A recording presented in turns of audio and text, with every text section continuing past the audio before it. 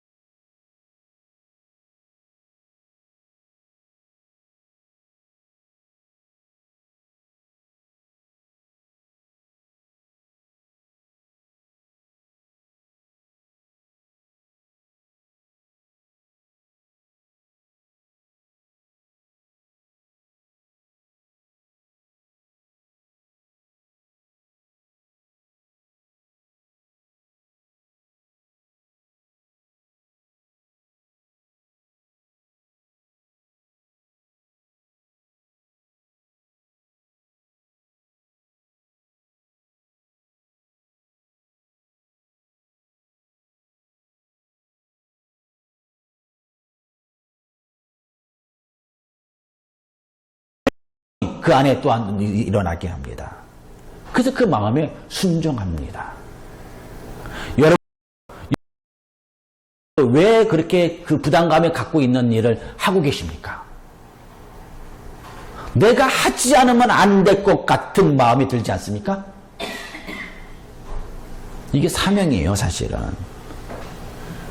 때로는 우리가 제대로 성장하지 못함으로 인하여서 독립하지 못하여서 그 일을 가할 수 있습니다.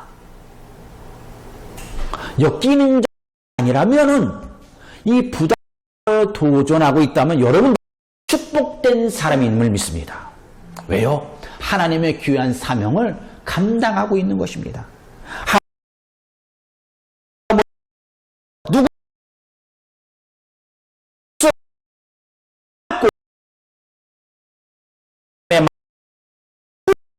맺었습니다. 베드로 마찬가지였어요. 예수님 십자가 이지할 때 버렸어요.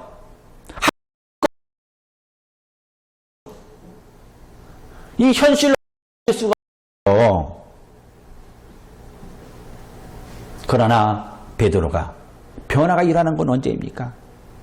예수께서 살아나셨다는 그 소식을 듣고 또 저는 승천하시기에 앞서 베드로에게 묻습니다. 너가 나를 사랑하느냐? 몇 번이나 물어봤을까요? 3번에 걸쳐서. 3번에 걸쳐서 물어보셨다는 것은 대단히 강조하신 것입니다. 내가 사랑하느냐? 너가 나를 사랑하느냐? 내가 사랑하느냐? 베드로는 그랬듯으로 더 신중하게 대답을 합니다. 네, 주님께서 하십니다. 주님께서 하십니다. 내 양을 치라. 내 양을 먹이라. 베드로는 그것을 으로 화답하였어요. 신중함으로 하나님께 화답하고 예수 말씀에 순종하고 성령의 인도하심을 따라 하나님 말씀을 선포합니다. 성령 말씀에 순종할 때 기적이 일어나는 것입니다. 걷지 못하는 자의 말씀에 순종할 때 걸어가는 역사가 일어나는 줄 믿습니다. 하나님의 기적의 은혜가 임할 줄 믿습니다. 새로운 변화입니다. 왜 그럴까요? 순종하는 자에게는 분명히 열정이 있어요. 상대방이 변한다는 것입니다. 공동체가 변해요. 우리 소명재단이 변한다는 것입니다. 변했습니다. 성령의 말씀을 듣는 여러분들이 있기 때문에. 사랑하는 성도 여러분,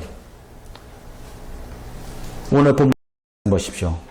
요한계시록 2장 7절 말씀. 귀 있는 자는 성령의 하시는 말씀을 들을지어다. 듣는 사람입니다. 귀 있는 자, 성령의 교회들에게 하신 말씀을 들을지어다 라고 말합니다. 근데 이 말씀을 이 에베소 교회에만 말씀하셨느냐? 아니요. 7교회가 편지를 썼어요. 근데 7교회가 편지를 쓸 때 거기에 마지막에는 귀 있는 성령의 교회들에게 하신 말씀을 들을지어다 라고 반복하여서 마지막을 맞춘 걸 볼 수 있습니다. 사도 축도로 축도를 했어요. 귀 있는 자는 성령의 교회들에게 하신 말씀을 들을지어다. 여러분, 에베소 교회는 처음에는 은혜가 넘치는 교회였어요. 성령에 순종하는 교회였습니다.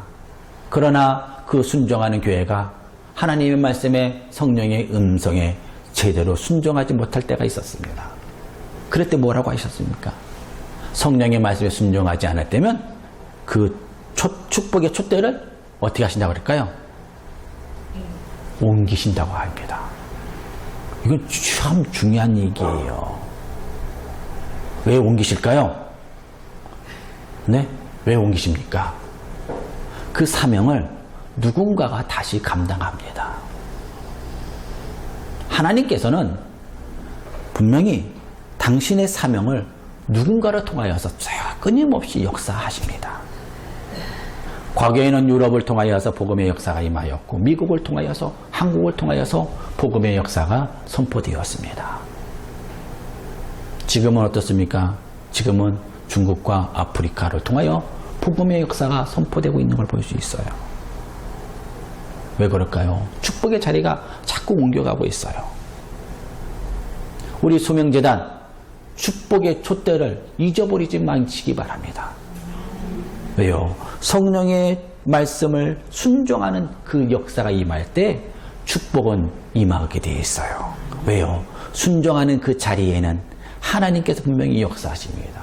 거기에는 인내가 있어요. 참음이 있다는 것입니다.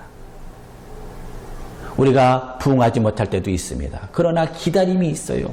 때가 있다는 것입니다. 때가 찰 때 하나님께 부어 주시는 줄 믿습니다. 우리 받고 성령 충만을 받아야 돼요. 처음에 받았던 그리스도를 다시 한번 회복해야 될 줄 믿습니다. 우리가 잊어버리지 말아야 돼요. 성령의 말씀에 귀를 기울이지 않으므로 우리가 점점 주님으로 멀어지고 잊혀지고 있다는 것입니다. 아니, 주님이 잊혀지고 있어요. 받은 축복은 여러분들이 무엇입니까? 내가 받은 축복이 뭘까요? 내가 예수를 때 만났을 때 여러분들은 어떤 감정을 드셨습니까? 저는 그때 너무 기뻤어요. 주님을 인격적으로 만났을 때 너무 기쁘고 환희하고 평화로웠습니다.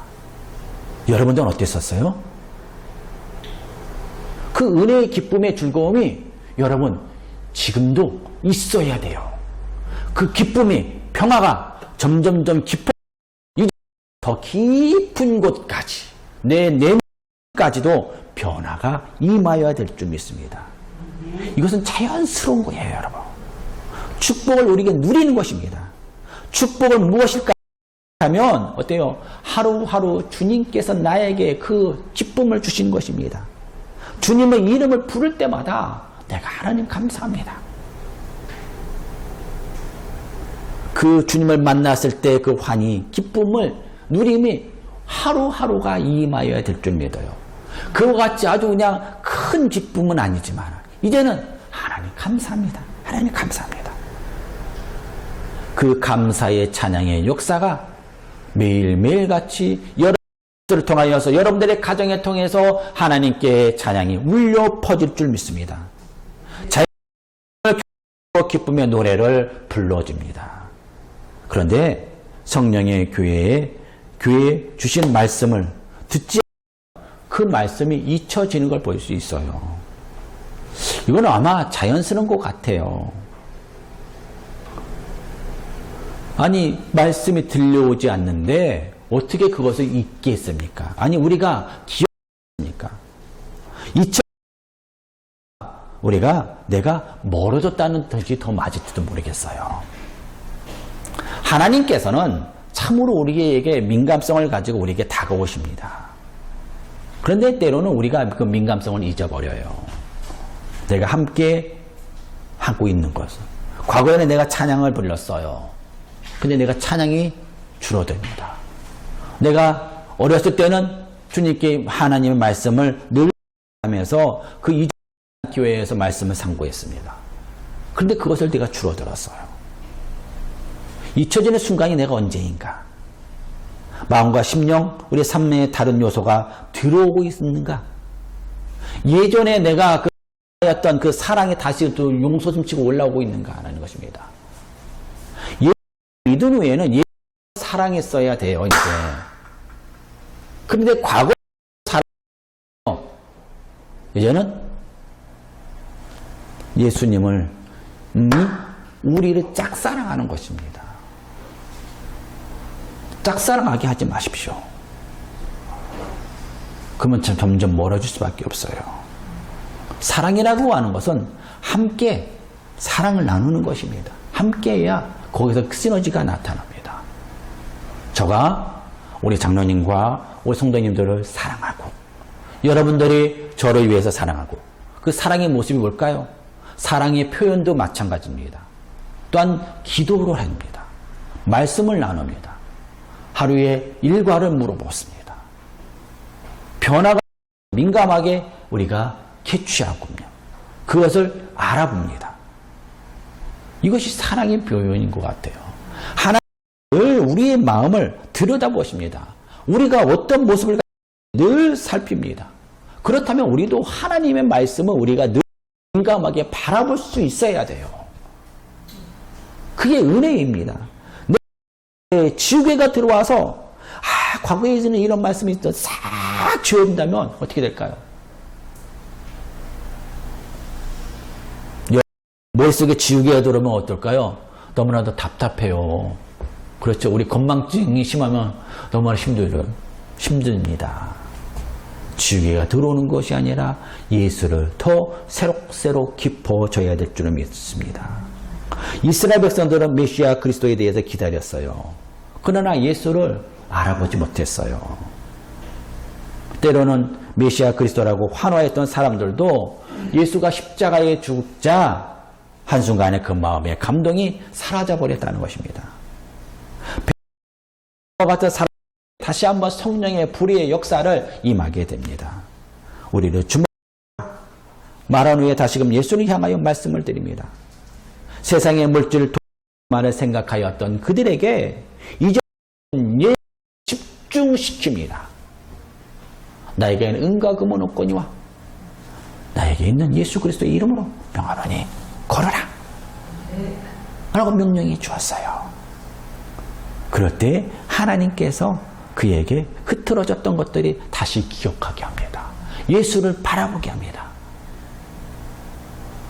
여러분, 사람을 집중시키게 하는 게 뭘까요?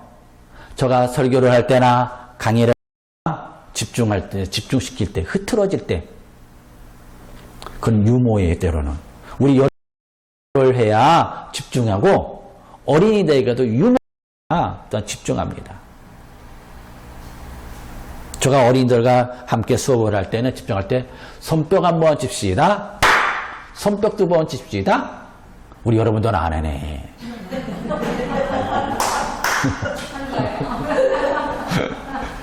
어린이들은 해요. 손뼉 한번 칩시다. 손뼉 두 번 칩시다. 네. 좋았습니다. 이렇게 집중을 한다는 것입니다.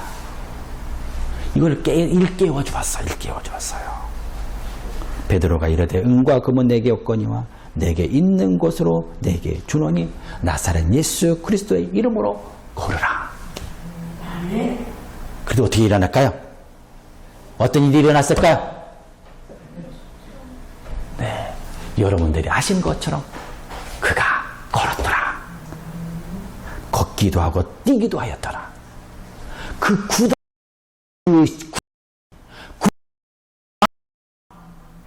풀려졌어요. 근육이 생겼어요. 거들었어요. 그 심령만, 그 근육만, 풀려요? 아니에요. 그 모든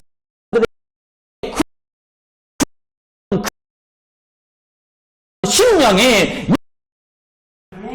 귀가 하나님의 말씀이 들려지고 있다는 것입니다. 그래서 하나님 성령의 말씀을 들어라 할 때 그 말씀이 들려왔어요. 예수 그리스도의 복음의 말씀. 그래서 교회에서 하나님의 말씀이 들려진다는 것입니다. 분명히 사도 요한은 7교회에 좋은 말씀만 전했을까요? 아니에요, 여러분. 7교회에 칭찬도 했지만 때로는 책망도 했어요. 그러나 그 책망도 들을 귀 있는 자는 들어라. 귀 있는 자는 성령의 교회들에게 하시는 말씀을 들으라 라고 말씀합니다. 왜요? 때로는 책망도 사실 책망이 아니에요. 책망이라고 하는 게 책망이죠. 똑같은 언어를 그거를 다른 말로 뭘까요? 우리가 코칭이라고 합니다. 코칭은 가르쳐주다. 앞길 길 너가 가야 될 길을 이런 길이야 라고 설명해 주다라는 것입니다. 그걸 가르쳐 준다는 것입니다. 그래서 여러분들의 신앙의 회복을 알려 주십니다. 여러분, 책망으로 들으면 마음이 아파요. 코칭도 사실은 아픕니다. 그러나 코칭은 마음이 아픈 것보다 미래를 봅니다. 내가 가야 될 목적지가 분명하니까 마음이 편해집니다. 그리고 기뻐요. 소망이 생깁니다. 이제는 내가 나갈 수 있어 라고 합니다. 그래서 어떻게 됩니까? 베드로와 요한이 이제는 제자들이 어디서? 솔로몬의 행각에서 말씀을 전하니 듣는 자가 있게 생깁니다. 변화, 성령의 말씀이 들려 예루살렘 교회가 변화의 역사가 임하였습니다. 여러분. 살았어요. 그 말씀을 합니다. 성전, 솔로몬의 행각에 모입니다. 그거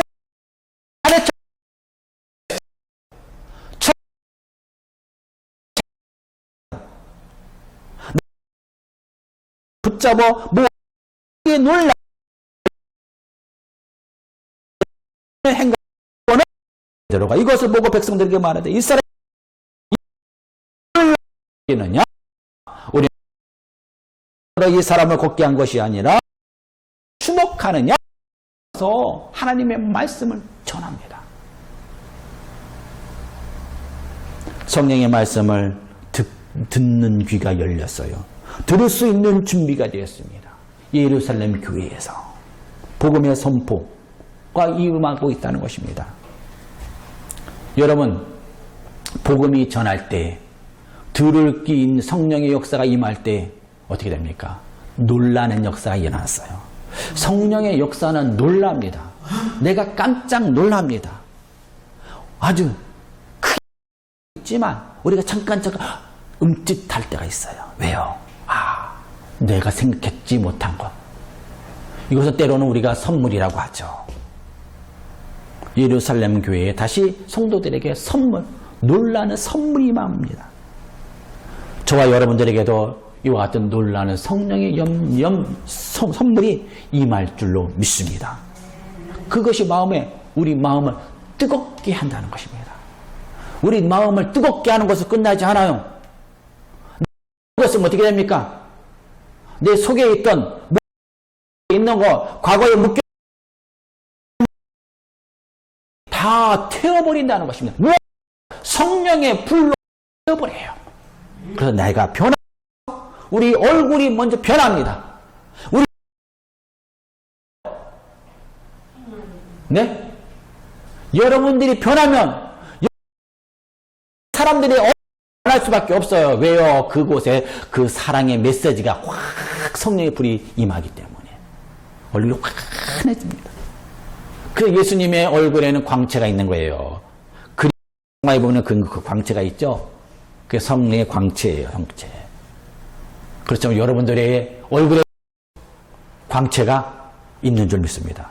점점점 우리 장로님이 환해집니다. 여러분. 이거 환해져야 돼. 환해져요. 놀라운 역사가 여기 임한다는 것입니다. 그리고 사람들이 모이기 시작하였다는 것입니다.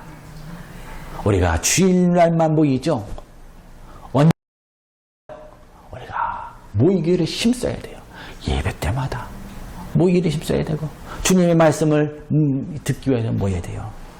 자신의 만족시키기 위해서 웃음을 주고 즐거움을 주었다면 이제 과거의 즐거움을 위해서 얻고 따라갑니다.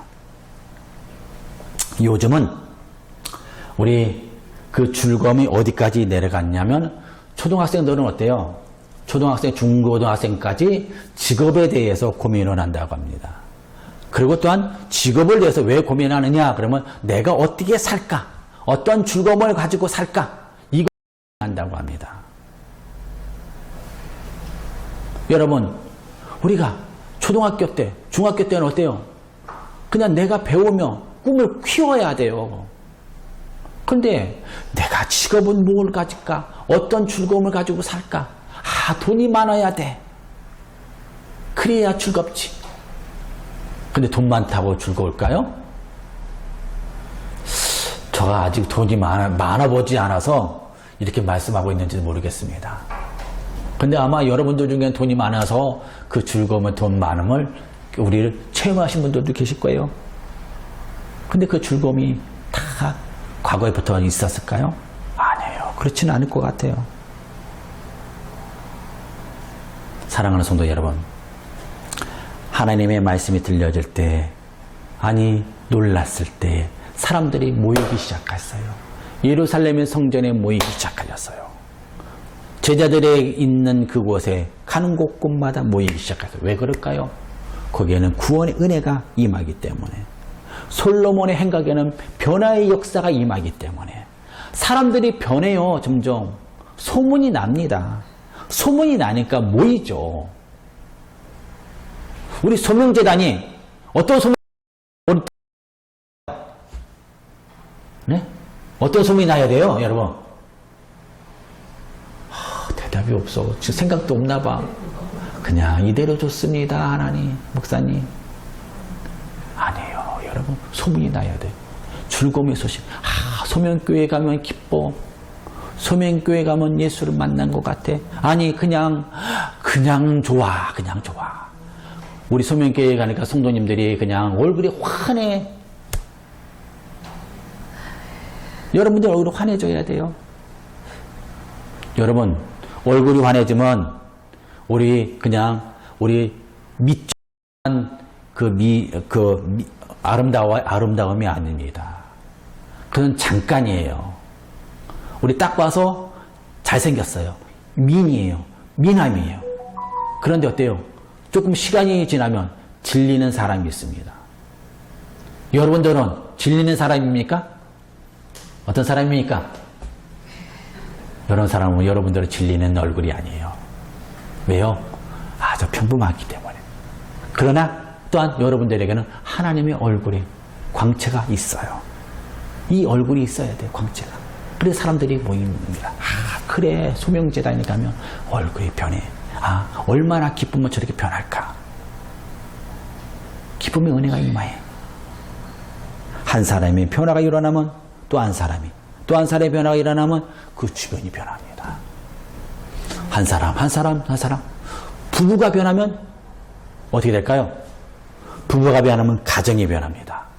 가정이 변하면 여러분들이 살고 있는 그 아파트가, 그 빌라가, 그 공동체가 변하는 줄 믿습니다. 여러분들이 만나는 사람들이 변한다는 것입니다. 그래서 모이기를 시작해요, 여러분. 그리고 복음을 듣는 사람들이 다 놀랍게 여기더라. 복음을 들을 때에 이제는 복음의 은혜가 너무나도 기쁩니다. 놀라워요. 왜요? 천국의 말씀이 들려지기 때문에 그 말씀을 고대한다는 것입니다. 그래서 우리 고대하고 오셨습니까? 대답이 없어. 우리 몇몇 분만 고개만 뜩 하고 다른 분들은 합니다. 네, 고대를 해야 될 줄 믿어요. 저도 고대. 오늘은 어떤 말씀을 주실까? 저가 말씀을 못 전해요.